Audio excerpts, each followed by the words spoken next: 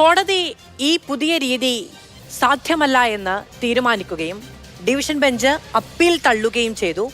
അതിന് പിന്നാലെ ഇന്ന് രാവിലെ എൻ്റെ വ്യക്തിപരമായ അനുഭവമാണ് കേട്ടോ, ഇന്ന് രാവിലെ എഴുന്നേൽക്കുമ്പോൾ 10-15 മെസ്സേജുകൾ ഈ സ്റ്റേറ്റ് സിലബസിൽ പഠിച്ച കീം എക്സാം എഴുതി പുതിയ തീരുമാനപ്രകാരം റാങ്ക് പിന്നാക്കം പോയ കുഞ്ഞുങ്ങളുടെ മെസ്സേജുകൾ. സാധാരണ ഒരു വിഷയത്തിലും ഇപ്പം എൻ്റെ വ്യക്തിപരമായ നമ്പറൊക്കെ ഞാൻ വളരെ പ്രൈവറ്റായി മെയിൻറ്റെയിൻ ചെയ്യുന്ന ഒന്നാണ്. അത്തരം വിഷയങ്ങൾ നമ്മളെ പേഴ്സണലായി തേടി എത്താറില്ല. പക്ഷേ ഇന്ന് 10-15 മെസ്സേജുകൾ ഇന്ന് രാവിലെ എന്നെ തേടി എത്തിയിട്ടുണ്ട്. അപ്പോൾ എത്രത്തോളം ആകുലരാണ്, എത്രത്തോളം ആകാംക്ഷ അവർക്കുണ്ട്, ആശങ്ക അവർക്കുണ്ട് എന്നുള്ളത് വളരെ വ്യക്തിപരമായി കൂടി നമുക്ക് മനസ്സിലാക്കാൻ കഴിയുന്ന ഘട്ടമാണ്. ഇപ്പോൾ മന്ത്രി പറയുന്നത് ശാസ്ത്രീയമാണ് ഈ രീതി എന്ന കാര്യത്തിൽ മന്ത്രിക്ക് സംശയമില്ല എന്നുള്ളതാണ്. രണ്ടാമത്തേത്, അനുപാതം സംബന്ധിച്ച കാര്യങ്ങൾ നിങ്ങളോട് പറയേണ്ടതില്ല. നിങ്ങളോട് എന്നത് പറയുമ്പോൾ സ്വാഭാവികമായും മാധ്യമങ്ങളോട് എന്ന നിലയ്ക്ക് തന്നെയായിരിക്കും മന്ത്രി പറഞ്ഞിട്ടുണ്ടാവുക. അങ്ങനെയാണെങ്കിൽ ഈ കുട്ടികളോട് അത് പറഞ്ഞിട്ടുണ്ടോ? മൂന്നാമത്തേത്, വലിയ കോടതി ആവേണ്ടതില്ല എന്നുള്ളതാണ്. കോടതി ഇതൊന്നും ചോദിച്ചില്ല, അപ്പോൾ നിങ്ങൾ ആരും ചോദിക്കേണ്ടതില്ല. കോടതി വളരെ സാങ്കേതികമായ ഒരു കാര്യമാണ് പറഞ്ഞത്. ഈ കുട്ടികൾക്ക് വേണ്ടി ആണ്, അവർക്ക് വേണ്ടിയാണ് ഈ തീരുമാനം എടുത്തത് എന്ന സർക്കാരിന്റെ വിശദീകരണം പോലും, മന്ത്രിയുടെ വിശദീകരണം പോലും കോടതി പരിഗണിച്ചിട്ടില്ല. കോടതി വളരെ സാങ്കേതികമായി നിങ്ങൾ ചെയ്ത ചാനൽ ശരിയല്ല, സമയം ശരിയല്ല എന്ന കാര്യം പരിഗണിച്ച് മാത്രം ഒരു തീരുമാനം എടുക്കുകയായിരുന്നു. അപ്പോൾ കുഞ്ഞുങ്ങളോട് എന്തു പറയും? ഇവിടെ 2011 മുതൽ ഒരു പ്രത്യേക ഫോർമുലയാണ് ഇത്തരത്തിൽ റാങ്ക് ലിസ്റ്റ് പ്രിപ്പയർ ചെയ്യാൻ വേണ്ടി ഉപയോഗിച്ചുകൊണ്ടിരിക്കുന്നത്. ഇപ്പോൾ നീറ്റ് പരീക്ഷ എഴുതും, മെഡിക്കൽ എൻട്രൻസുമായി ബന്ധപ്പെട്ടുകൊണ്ട് മെഡിക്കൽ വിദ്യാർത്ഥികൾ, അതുപോലെ തന്നെ കീം പരീക്ഷ എഴുതും. ഇതുമായി ബന്ധപ്പെട്ടുകൊണ്ടുള്ള മാർക്ക് 50:50 എന്ന രൂപത്തിൽ എടുക്കുമ്പോൾ 1:1 50% എന്ന രൂപത്തിൽ +2 മാർക്കും അതുപോലെ തന്നെ കീം എക്സാമിനേഷന് കിട്ടുന്ന മാർക്കുമാണ് പരിഗണിക്കുക. അത് 1:1 എന്ന രൂപത്തിലായിരുന്നു അതിന്റെ ഒരു അനുപാതം കണക്ക് കൂട്ടിയിരുന്നത്. അത് 150:90:60 എന്ന രൂപത്തിൽ മാത്സിന്റെയും ഫിസിക്സിന്റെയും കെമിസ്ട്രിയുടെയും മാർക്ക് മാറ്റം വരുത്തി. ആ മാർക്ക് മാറ്റം വരുത്താൻ 14 വർഷമായിട്ട് തുടരുന്ന രീതിയിൽ നിന്ന് മാറ്റം വരുത്താൻ കാരണം CBSE കുട്ടികൾക്ക് കിട്ടുന്ന മാർക്കും അതുപോലെ തന്നെ സ്റ്റേറ്റ് സിലബസിൽ +2 പാസ്സാകുന്ന കുട്ടികൾക്കും കിട്ടുന്ന മാർക്ക് ഒരേ മാർക്കാണെങ്കിലും 14 വർഷമായി സ്റ്റാൻഡേർഡൈസേഷൻ സമീകരണത്തിന്റെ ഭാഗമായി ഉപയോഗിക്കുന്ന ഫോർമുല കാരണം അവസാനം റാങ്ക് ലിസ്റ്റ് വരുമ്പോൾ വലിയ മാറ്റം വരികയാണ്. ഇപ്പൊ 266 മാർക്ക് കിട്ടുന്ന ഒരു കുട്ടി, അത് CBSEയിലാണെങ്കിൽ അതിന്റെ സ്റ്റാൻഡേർഡൈസേഷന്റെ ഭാഗമായി 283.97 മാർക്ക് വരും.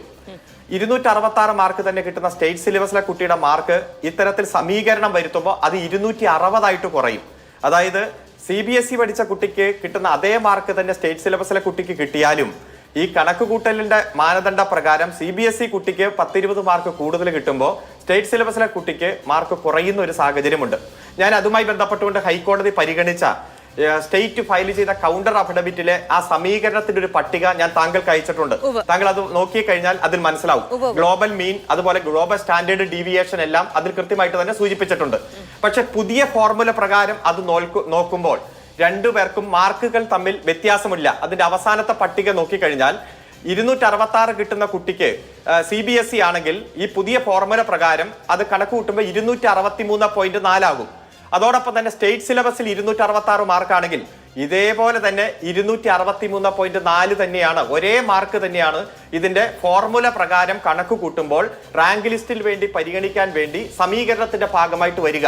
അപ്പൊ 14 വർഷമായി ഇത്തരത്തിൽ CBSE കുട്ടിക്ക് റാങ്ക് ലിസ്റ്റിൽ ഉയർന്ന മാർക്ക് കിട്ടുകയും ഒരേ മാർക്കാണെങ്കിൽ പോലും സമീകരണത്തിന്റെ ഭാഗമായി ഉയർന്ന മാർക്കായി പരിഗണിക്കപ്പെടുകയും സ്റ്റേറ്റ് സിലബസിലെ കുട്ടിക്ക് അതേ തുല്യ മാർക്ക് കിട്ടിയാലും സമീകരണത്തിന്റെ ഭാഗമായി മാർക്ക് താഴേക്ക് പോകുന്ന ഒരു വിവേചനമുണ്ട്. ആ വിവേചനം പരിഹരിക്കാൻ വേണ്ടിയിട്ടാണ് സംസ്ഥാന ഗവൺമെന്റ് ഇത്തരത്തിലൊരു പ്രവർത്തനം നടത്തിയത്.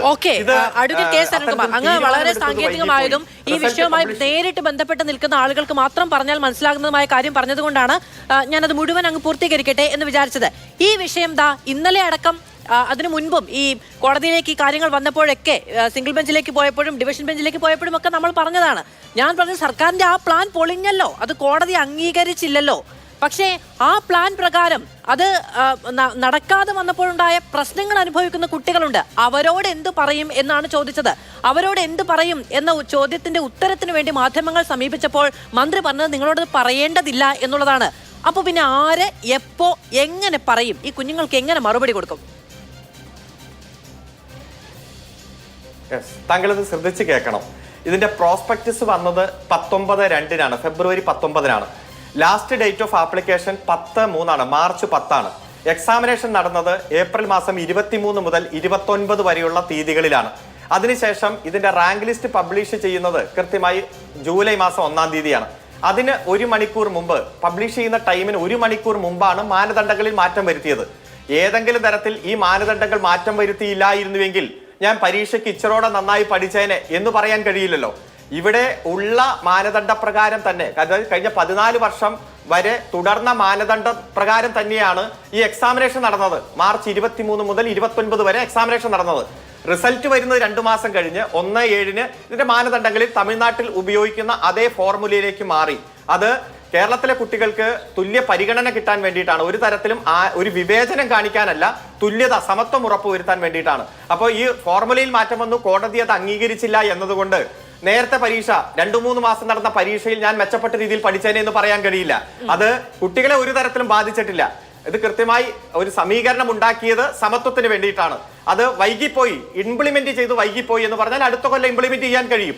തമിഴ്നാട്ടിൽ അതേ ഫോർമുലയാണ്. അവിടെ പരീക്ഷയില്ല, മറിച്ച് മാർക്കിനെ, CBSE മാർക്കിനെയും തമിഴ്നാട് സ്റ്റേറ്റിലെ മാർക്കിനെയും തുല്യതയോടെ ഇങ്ങനെ കാണുന്നു.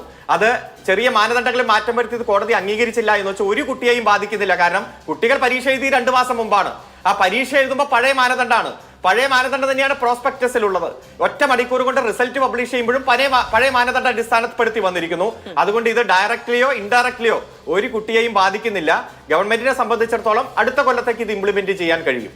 ശരി, അത് നല്ലൊരു ഉത്തരമാണ്. കാരണം കുഞ്ഞുങ്ങൾ പഠിക്കുന്ന സമയത്തോ പരീക്ഷ എഴുതുന്ന സമയത്തോ നിങ്ങൾക്ക് പുതുക്കിയ മാനദണ്ഡ പ്രകാരമുള്ള റിസൾട്ട് ആയിരിക്കും എന്ന് അവരോട് പറഞ്ഞിട്ടില്ല. അതുകൊണ്ട് തന്നെ അവർക്ക് മെച്ചപ്പെട്ട രീതിയിൽ പഠിക്കാനോ ഇനി ശരി കുറച്ച് മാർക്ക് അധികം കിട്ടും എന്ന രീതിയിൽ പഠിക്കാതിരിക്കാനോ ഉള്ളൊരു സാധ്യത സർക്കാർ അവശേഷിപ്പിച്ചിരുന്നില്ല. അതുകൊണ്ട് തന്നെ അവസാനം വന്ന ഒരു തീരുമാനം കോടതി എടുത്ത് കളഞ്ഞിട്ടുണ്ട് എങ്കിൽ പോലും അവരുടെ ശ്രമത്തെയോ അവരുടെ ആഗ്രഹങ്ങളെയോ അത് ബാധിക്കുന്നില്ല എന്നുള്ളതാണ്.